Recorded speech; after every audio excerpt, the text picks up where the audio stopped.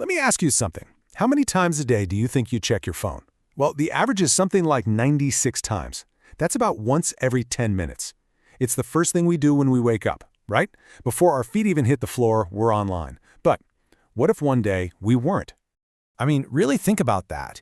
It's a huge thought. Not just, your Wi-Fi is down for an hour. I'm talking a complete global blackout. The entire network that connects over 5 billion people, just poof, gone. So let's actually play this out and see what would really happen, minute by agonizing minute. Okay, so the clock is ticking. We are now in the first 24 hours of a total worldwide internet shutdown. What does that even look like? Well, the first few moments are probably just quiet confusion, but trust me, that doesn't last long. Things escalate fast. In just the first minute, it's this weird digital silence. All those emails and Instagram posts, they just vanish into the void. But an hour in, the entire financial world grinds to a halt. Your credit card, it's just a piece of plastic now. Then, by hour 6, the physical world starts seizing up. Air traffic control, shipping ports, they all run on this stuff. The global supply chain just stops. And after only 12 hours, we're thrown back in time, scrambling for landlines and tuning into AM radio just to find out what's going on. It's funny, not everyone pictures this as a total disaster. You'll see comments like, oh, I just watched some DVDs, maybe read a book, no big deal. But the realistic view is a little bit darker. This isn't just about being bored. It's about the very systems we depend on for survival. As one person put it pretty simply, total chaos. So a global blackout might sound like something out of a sci-fi movie, right? But here's the thing. Huge chunks of the internet do disappear from time to time. And understanding how that happens, well, it tells you a lot about how fragile the whole system really is. Let's look at a real-world case.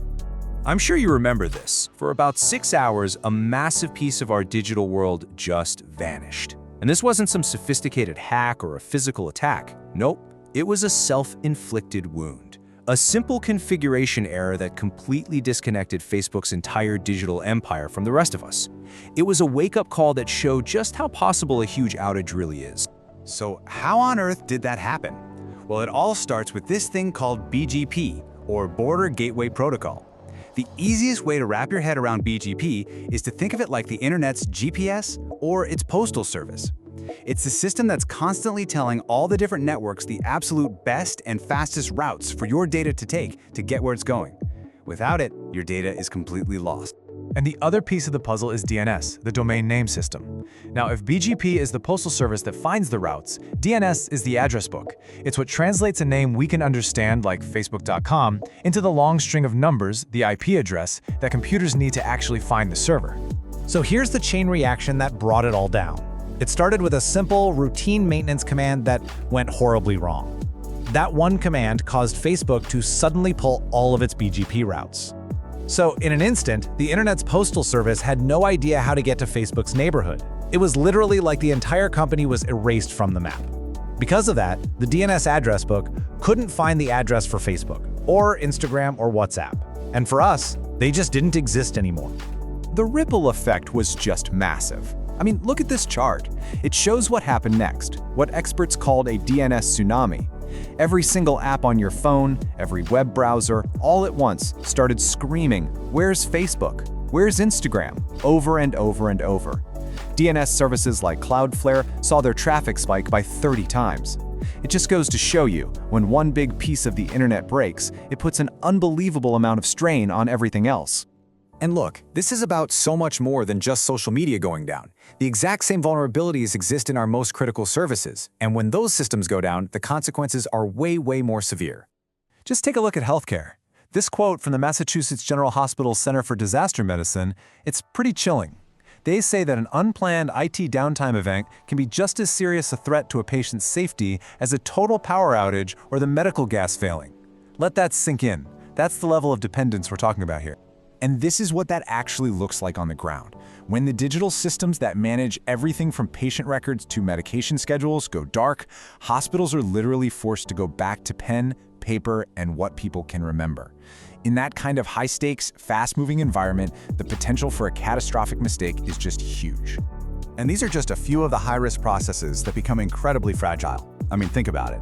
Admitting a new patient, making sure they're getting the right medicine at the right dose, moving someone from the ER to the ICU, trying to find their lab results from last year, all of that suddenly becomes a slow, manual process, completely open to human error. Okay, so the problem is pretty clear. Our digital world is surprisingly fragile. But what's the solution? How do critical places like hospitals actually prepare for the day when these systems inevitably fail? Well, complex organizations, they don't just wing it. They use highly structured plans, like this tiered response system. It all starts small, with a Tier 1 team whose only job is to figure out how bad the problem is. If it's serious, things escalate to a bigger Tier 2 team to manage the incident. And if it's a full-blown crisis, you hit Tier 3, a full activation of the hospital's entire incident command system. It's a method for bringing order to the chaos. But here's the thing. Having a brilliant plan is useless if you can't communicate it. In a crisis, especially one where your normal communication tools are down, getting simple, clear information to everyone involved instantly is absolutely everything. And this shows a really powerful solution. Just keep it simple. Instead of sending out long, confusing emails or pages that people have to read under stress, systems can use simple color codes. Red means lockdown, green means all clear. It's a universal visual language that cuts right through the noise and the panic of an emergency. It gives everyone instant understanding. So, after going through the hypothetical chaos, the real-world technical failures, and how we can prepare, what's the big takeaway from all this? What should we be thinking about? Well, first, the price tag is just staggering. The estimated global economic hit from just a single 24-hour internet blackout is $50 billion.